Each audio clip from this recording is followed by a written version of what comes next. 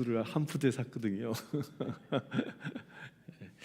네, 좋습니다. 그것도 뭐 상품이 될 수 있겠네요. 예. 성부와 성자와 성령의 이름으로 말씀드립니다. 우리 설교 제목을 다 함께 읽어볼까요? 시작. 시험을 이기는 자에게 축복이 임하길 바랍니다. 고난과 시련이 없는 그 영광은 헛된 것입니다. 영국 속담에 이런 말이 있어요. 십자가의 고난이 없는 왕관은 거짓된 왕관이다라는 말합니다. 곧 고난의 길은 우리로 하여금 영광스러운 그 왕관을 얻는 그런 길이라는 것입니다. 우리는 세상을 살면서 원치 않게도 많은 어려움을 당하며 살아갑니다. 그 많은 어려움을 당하는데 그 어려움이 나에게 이 어려움이 왜 왔는가에 대해서 잘 모르고 지날 때가 많습니다. 시련과 환난이 왔을 때 대부분의 사람들은요, 그 시련과 환난 속에서 어떻게 해야 할 바를 모르고 그러면서 우왕좌왕하며 신세한탄하면서 그렇게 살아갑니다. 그 시련과 환난이 심하면 심할수록 어떤 이들은 그 시련과 환난 속에서 자포자기하는 사람들도 있습니다. 그러나 어떤 이는요, 그 시련과 환난 앞에서 아주 굳건하게 서고요, 그 시련과 환난에 대항해서 싸워 이겨나가는 사람 또한 있습니다. 그러나 중요한 것은요, 이 세상 사람들은 어느 누구나 할 것 없이 다 시련과 환난은 필히 만나게 된다는 것입니다. 그 시련과 환난을 만났을 때 우리 예수 믿는 사람들은 그 시련과 환난 앞에 어떻게 대처하는가가 가장 중요합니다.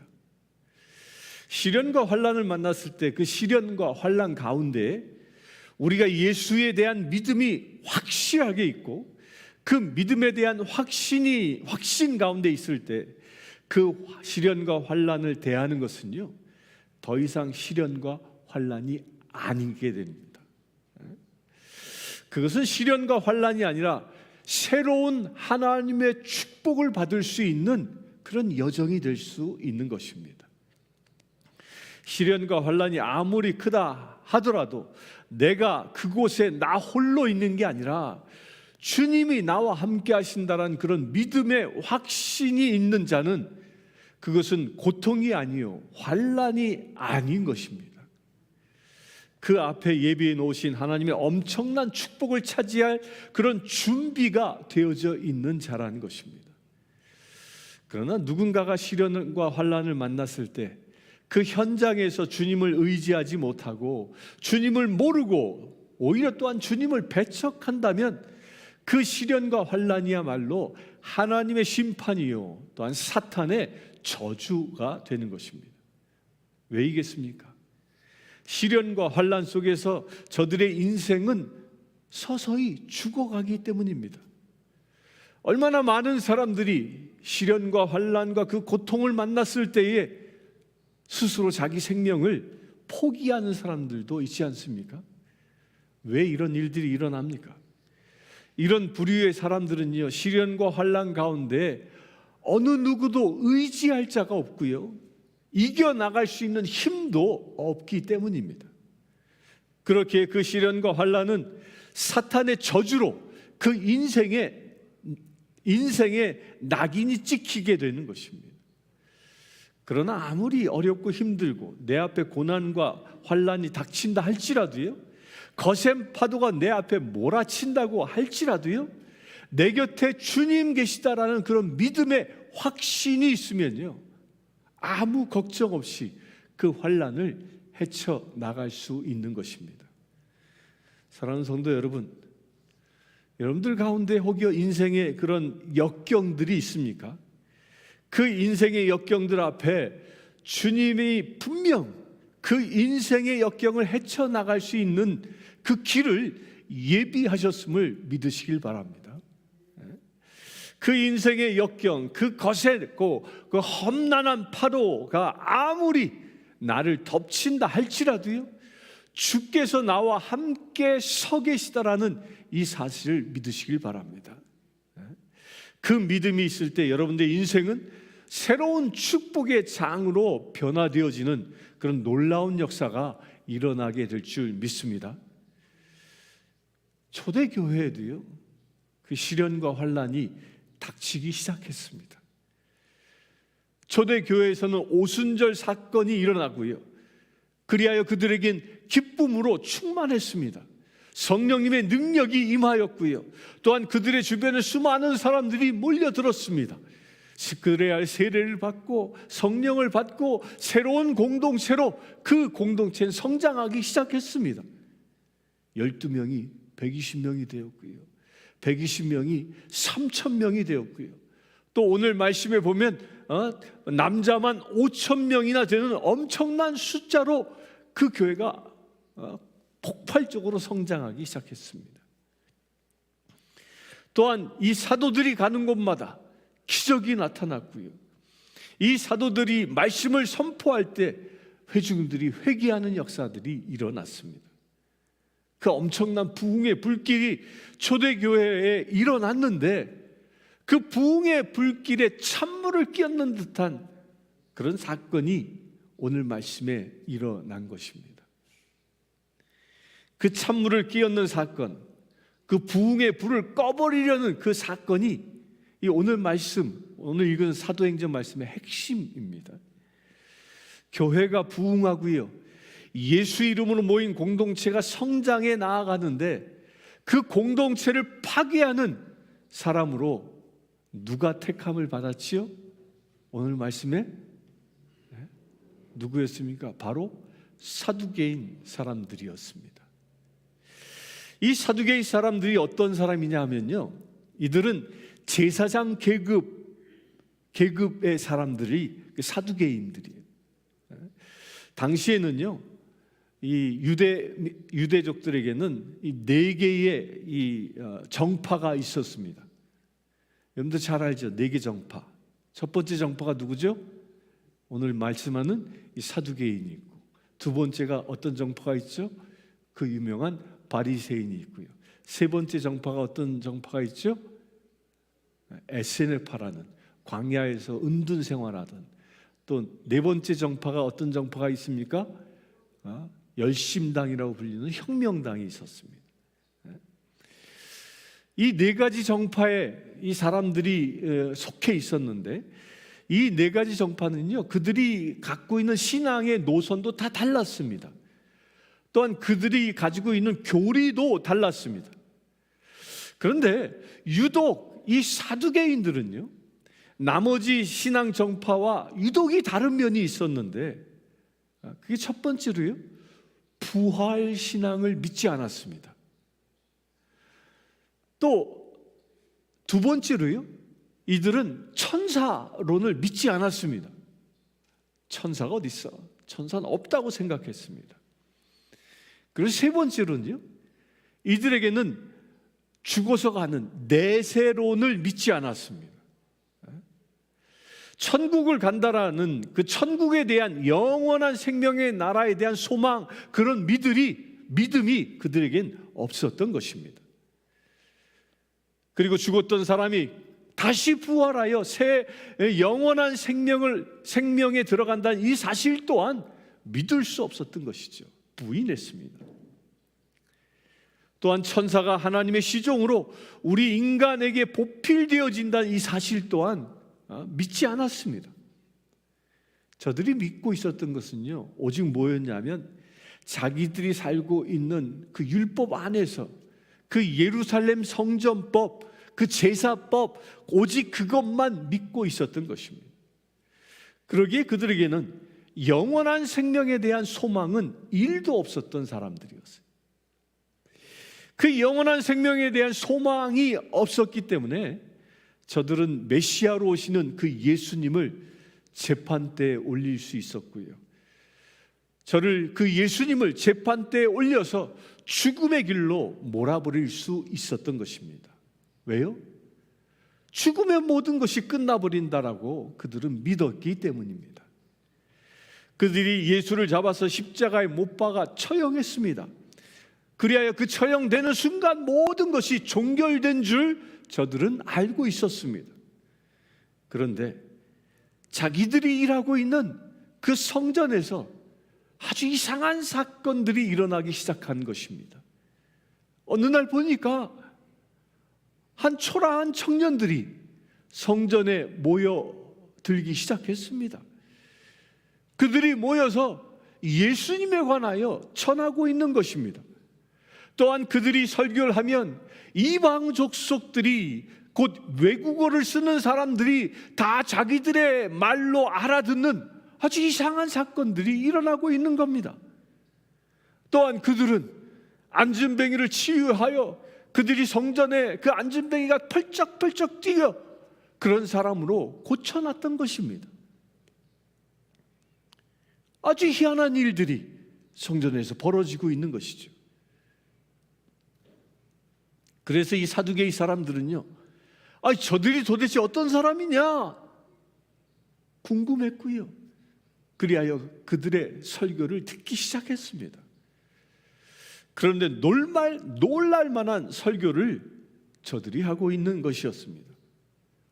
자기들이 잡아 죽인 예수가 죽은 자가 아니라 부활하여 생명을 얻은, 그 영원한 생명을 얻은 첫 사람이 되었다라고 설교하고 있는 것입니다. 또한 성전 그 미문 앞에서 구걸하고 있었던 그 안진뱅이를 일으킨 것은 베드로의 기적도 아니요, 베드로가 가지고 있는 능력도 아니요, 그 옆에 있었던 요한의 능력도 아니요, 또한 그들과 함께 있는 사람들의 능력도 아니요, 바로 사두개인 사람들, 그들 자신이 죽인 그 예수의 이름으로 안진뱅이가 일어나 걸었다라고 그 예수님을 증언하고 있는 것입니다. 그 예수님을 증언하는 소리에 사람들이 그 예수님의 말씀, 그 생명의 말씀에 귀를 기울이기 시작하였고요, 수많은 사람들이 그 베드로의 설교를 통하여 그들의 마음이 뜨거워지기 시작했고요, 수많은 사람들이 자기들이 죽인 그 예수님이 참 메시아였다라는 이 사실을 깨닫기 시작했던 것입니다. 그때 사두개인들은 그 회중들의 반응과 이 베드로의 설교를 듣고요, 그들은 격분하기 시작했던 겁니다. 격분하여 베드로와 요한을 잡아 가두는 일까지 서슴없이 행한 것입니다. 저는 오늘 말씀을 묵상하면서 그때 당시 상황이 어떠했을까 이렇게 상상해 봅니다. 예루살렘은 과연 어떠했을까? 이 베드로와 요한이 설교할 때 그 예루살렘 성전의 분위기는 어떠했을까? 베드로와 요한이 설교했을 때 그곳에 누가 임하여 계셨을까? 누가 임하여 계셨죠? 눈에 보이지 않지만 성령 하나님이 임하여 계셨던 것입니다. 그 성령님이 임하여서 언어가 다른 사람들의 귀를 열게 하셔서 자기들의 나라의 말로 말씀을 듣게 하셨고요, 성령님이 임하셔서 병자가 치유되어지는 역사가 일어나게 된 것입니다. 성령님이 임하셔서 마음이 열리게 되고요, 그 열린 마음을 가진 사람들의 마음이 뜨거워지게 하셨던 것입니다. 성령님이 임하셔서 저들이 새 생명을 바라볼 수 있는 그 영의 눈을 회중들이 뜨게 된 것입니다. 곧 베드로와 요한이 설교하는 그 자리에는 성령의 불덩어리였던 것입니다. 그들이 그 성령님의 뜨거움을 체험했던 것이죠. 초대교회의 베드로가 설교할 때 그 가운데 성령님이 임하여 모든 회중들이 모두 다 뜨거워졌던 것입니다. 그런데요, 그 똑같은 성령님이 역사하시는 그 현장에 이 사두개인들은요, 성령의 역사를 오히려 거스르기 시작했던 겁니다. 그들은 성령의 역사를 오히려 이단이라고 그 이단의 눈으로 바라보기 시작했고요. 그 성령의 역사를 정죄할 수 있는 그 이유로 꼬투리를 잡기 시작했습니다. 이 모습에서 우리가 발견할 중요할 진리가 있습니다. 이 시간 여러분들도 똑같은 설교를 저를 통하여 듣고 계십니다. 이 똑같은 설교를 듣고 있는데 어떤 사람은요, 이 설교 말씀을 들으면서 마음이 뜨거워지는 사람이 있습니다. 아멘입니까? 한 분만 뜨거워집니까? 이 말씀이 성령 하나님의 말씀으로 들려지기 시작하는 사람, 그런 사람이 뜨거워집니다. 그런데 어떤 사람은요, 제 입을 통하여 들려지는 말씀들이 수면제보다 더 효과 좋은 자장가로 들리는 사람도 있을 수 있습니다. 눈꺼풀이 무거워지고 있습니까? 또 어떤 사람은요, 이 소리가 그냥 아무 느낌 없이 그냥 무덤덤하게 들려질 수도 있습니다. 또 어떤 사람은요, 이 설교 말씀이 오히려 내 안에 분노를 일으키게 하는 소리로 들려질 수도 있습니다. 왜 이런 차이들이 나타나겠습니까? 똑같은 설교를 듣는데 왜 이렇게 각기 다른 반응들이 내 안에서 일어날까요? 이것은 놀랍게도 초대교회에서도 있었습니다. 그 이유는 다른 데 있지 않습니다. 한 가지에 있습니다. 예수 그리스도를 사랑하는 그 사모하는 그 마음이 내 안에서 일기 시작했느냐, 그렇지 못하냐에 있는 것입니다. 예수 그리스도를 사랑하는 마음, 그 마음은 그렇다면 어디에서부터 시작되어집니까? 그것은 바로 예수님의 이름으로 나의 죄가 씻기움 받았다라는 그 믿음의 확신에서부터 시작되어지는 것입니다. 나를 구원하신 분은 오직 예수. 나를 죄에서 건지신 분은 오직 예수. 나의 삶을 인도하시는 분은 오직 예수. 나의 삶의 기준은 오직 예수. 나의 능력은 오직 예수의 이름에서 나온다라는 그런 믿음의 확신이 있는 자는요, 주님의 말씀을 들을 때 그 마음이 뜨거워지는 것입니다.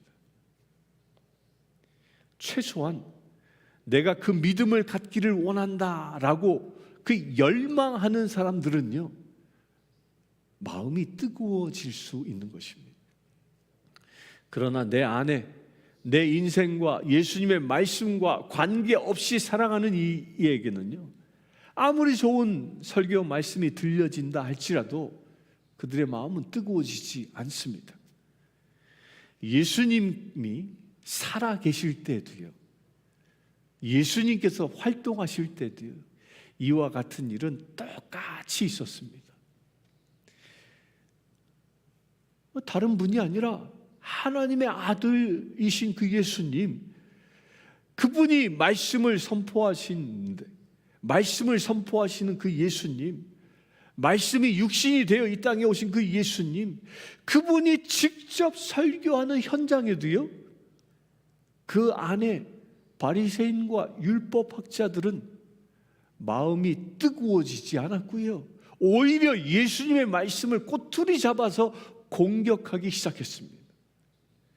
그러나 많은 회중들은 그 예수님의 말씀을 감동으로 받았고요, 그 예수님의 말씀에 심령이 새로워지기 시작했고요, 그 예수님의 말씀이 저들의 새로운 삶의 그 인생의 길을 열어 보여지기 시작했던 것입니다.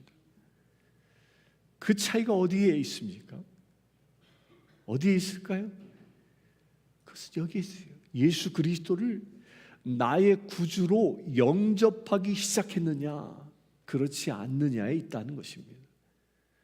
사랑하는 성도 여러분, 예수님은 나의 구주이십니다. 믿습니까? 이 시간 예수님은 나와 함께 사신다라는 그런 믿음의 확신으로 무장할 수 있게 되길 축원합니다. 내 안에 주님이 계시다는 그런 확신이 있을 때 여러분들이 만나는 시련과 고난은요, 더 이상 고난과 시련이 아닌 것입니다. 그것은 새로운 축복을 알리는 서곡일 뿐입니다. 주님과 함께 하시길 축원합니다. 예수 그리스도가 나와 함께 한다라는 그 믿음의 확신으로 여러분 모두가 다 불타오르시길 축원합니다. 그렇다면, 그렇게 되어진다면 여러분 모두, 우리 모두의 인생은요, 새로운 장이 열리게 될 것입니다. 그 새로운 장이 열린 사람들은 그 수요가 날마다 늘어나기 시작했다고 성경은 얘기합니다. 그런데 그 수요가 날로 늘어나기 시작하는 그 가운데 유독 이 사두개의 사람들이 그 초대교회의 성장을 방해하기 시작했던 것입니다. 왜 이들은 방해했을까요? 그 첫째가 뭐냐면 그들이 예수님을 배척했기 때문입니다. 두 번째가 무엇입니까? 그들은 예수를 죽였음에도 불구하고 회개하지 않았기 때문입니다. 베드로의 설교를 그들이 가만히 듣다 보니까 베드로가 설교할 때요, 꼭 잊지 않고 넣는 말씀들이 있었습니다. 그게 뭐냐면 회개하라, 회개하라, 주 예수 그리스도를 믿으라, 그리고 성령을 받으라. 이 세 문장은 늘 빠뜨리지 않고 얘기합니다. 그런데 이 사두개의 사람들은요, 회개하지 않았습니다. 이 사두개의 사람들이 진정 회개해야 할 것이 무엇이겠습니까? 그들이 회개할 것은요, 바로 저들이 잡아 죽인 예수, 그 예수님을 죽인 그 살인죄를 회개해야 하는데 그들은 그것을 회개하지 않았던 것입니다. 오히려 어떻게 했습니까? 회개하는 것이 아니라 분노를 시작했던 것입니다. 여러분들요, 회개하면 심판이 사라집니다. 그러나 회개하지 아니하면 그 죄는 어떻게 됩니까? 결국 회개하지 않으므로 우리를 심판대에 서게 만든다는 것입니다. 그러나 사람들이 자기가 죄에 빠졌을 때 나타나는 반응들은요, 두 가지로 나타납니다. 첫 번째는요, 자기 죄가 지적받거나 그 죄가 드러났을 때 어떻게 합니까? 내가 잘못했구나. 그 대표적인 사람이 다윗이죠. 다윗은 밧세바와 간음했을 때 그 나단 예언자가 다윗 왕 앞에서 바로 당신이요 라고 지적했을 때, 그 당신의 죄를 간음의 죄라고, 당신이 저지른 죄인이라고 지적당했을 때 다윗이 어떻게 했습니까? 그는 그 자리에서 회개했습니다. 그 자리에서 회개했기 때문에 하나님께서는 그의 죄를 용서하시고요, 그 가운데, 그 가문 가운데 왕이 태어나게 하는 그 축복을 계속 이어가게 하셨던 것입니다. 그 다윗이 그 자리에서 회개했기 때문에 그 다윗 가문 가운데에서 예수님이 탄생하는 그런 놀라운 은혜, 그 축복이 유지될 수 있었던 것입니다. 그런데 반면에 사울 왕은 사무엘을 기다리지 않고 자기 마음대로 제사를 지내봤습니다. 그리고 자기 마음대로 제사 지낸 것을 사무엘이 와서 추궁합니다. 왜 전쟁 전에 제사장이 오지 않았는데 왜 너는 급하게 내 마음대로 제사를 지냈느냐? 이렇게 사무엘이 얘기하니까 사울이 어떻게 대답합니까? 변명합니다. 적군이 이렇게 앞에 와 있는데 그럼 어떻게 합니까? 적군 앞에서 빨리 제사 지내고 싸워야 하는데, 그래서 내가 당신을 기다리지 못하고 제사 지냈습니다. 이렇게 변명했습니다. 근데 사울 왕에게 제사를 지낼 수 있는 권한이 있습니까? 없습니다. 제사권이 그에게 없음에도 불구하고 자기 마음대로 행했던 것입니다. 그것을 사무엘이 지적했음에도 불구하고 그 사울은 그 지적당한 것에 대하여 회개하지 않고요, 오히려 변명했던 것입니다. 많은 이들이요, 자기 잘못을 누가 지적하고 그 말씀을 보다가 자기 잘못이 드러났을 때, 자기 죄가 드러났을 때, 그 드러나는 순간 다윗처럼 나단 예언자 앞에서 회개한다면요, 그것은 죄의 심판이 그 순간 끊어지는 것입니다. 그러나 나의 잘못이 드러났을 때 오히려 감추려 하고, 내 죄가 드러났을 때 그것을 덮으려 할 때에는 거기에는요, 사탄의 저주가 임하는 것입니다. 똑같은 시험과 환난을 만납니다.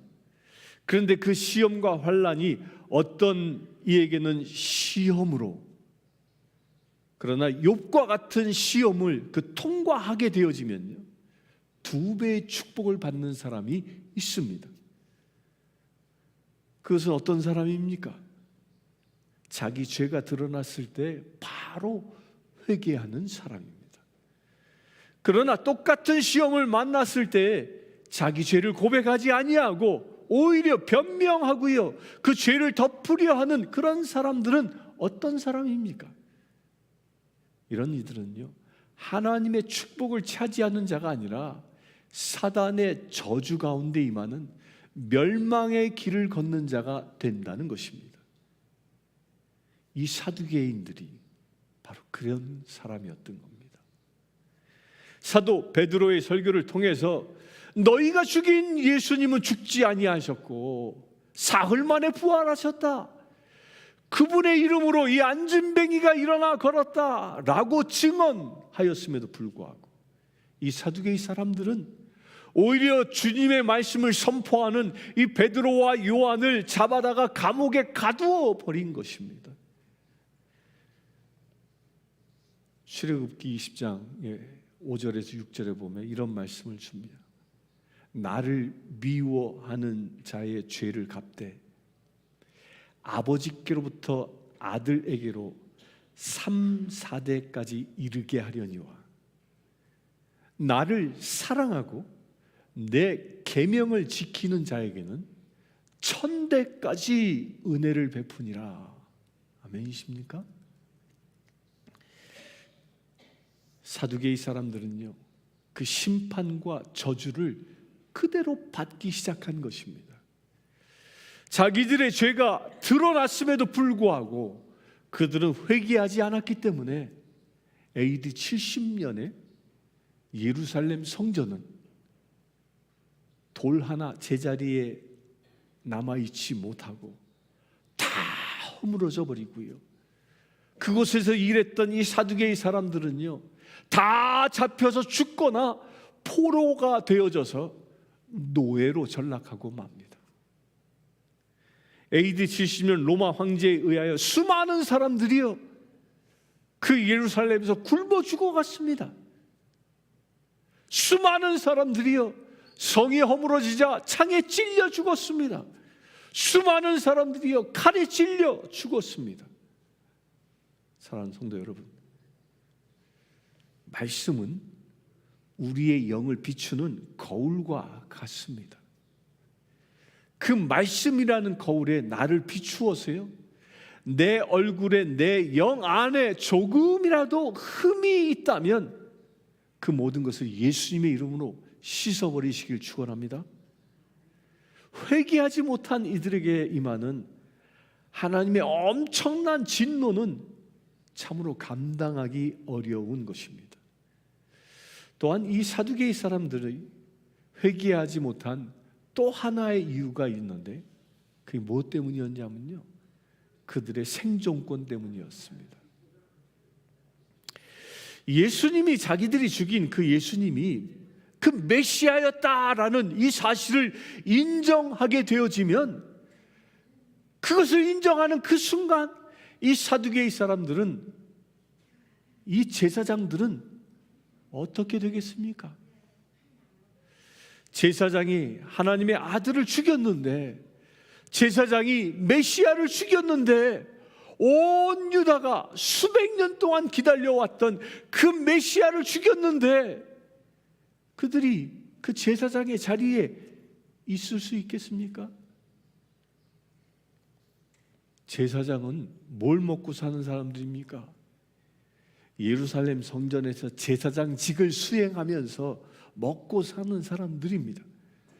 그런데 그 제사장들이 메시아를 죽였다고 스스로 시인하게 되어지면 그들의 생존권 자체가 위태로워지는 것이죠. 그 생존권이 박탈되어진다는 그 사실을 저들은 알고 있었던 것입니다. 이것은 무엇을 두고 얘기하고 있는 것이냐면요, 하나님의 성전을 저들은 호구지책으로 생각하였고요, 하나님의 말씀을, 믿음을 나의 세상을 살아가는 한편의 방편으로만 생각했던 것입니다. 이 사두개인들이 그랬던 겁니다. 하나님의 진리는 그들에게 아무런 관심도 없었던 것입니다. 오로지 저들의 관심은 이 제사장이라는 이 직업을 통하여 잘 살아가는 것이 저들의 유일한 관심이었던 겁니다.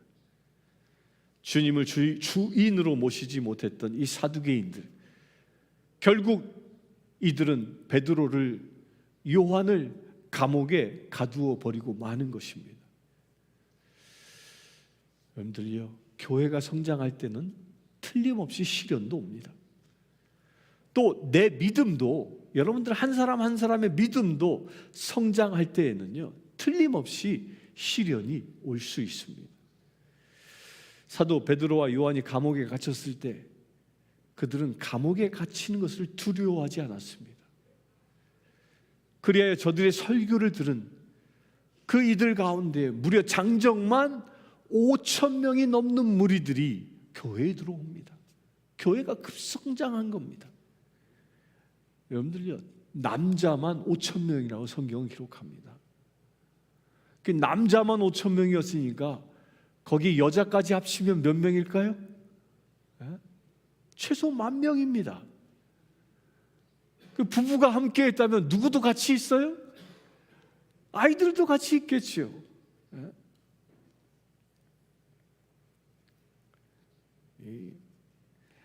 예나 지금이나 믿음은 남자보다 여자가 더 컸어요. 그런데 당시에는 여자들은 이 사람 수를 세는 인구수에 들어가지 않았거든요. 이 시대는 여자는 사람이 아니었어요. 그래서 인구를 세면 오직 남자만 셌어요. 남자만.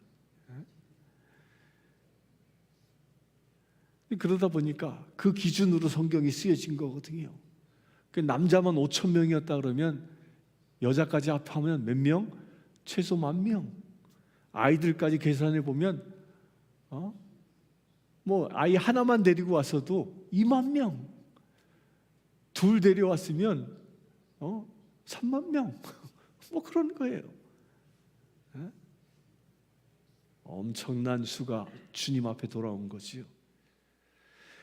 이와 같은 그 원칙은요, 우리 개인의 삶에도 똑같습니다.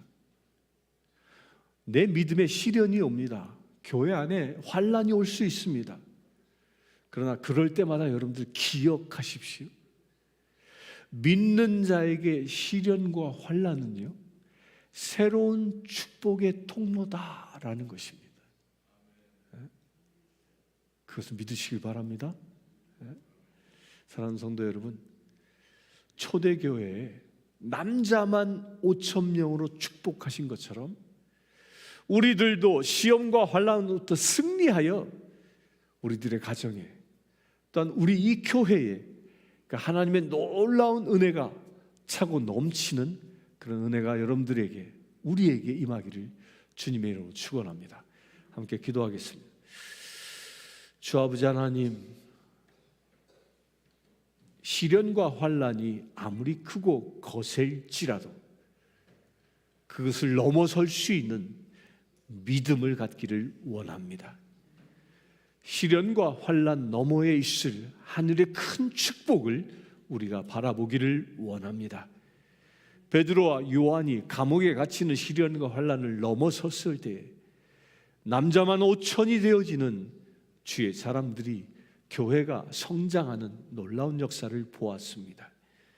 주님, 우리도 그와 같이 시련과 환난을 이김으로 인하여 우리의 인생이 하나님이 주시는 큰 축복을 차지하는 거룩한 인생 되어지기를 원합니다.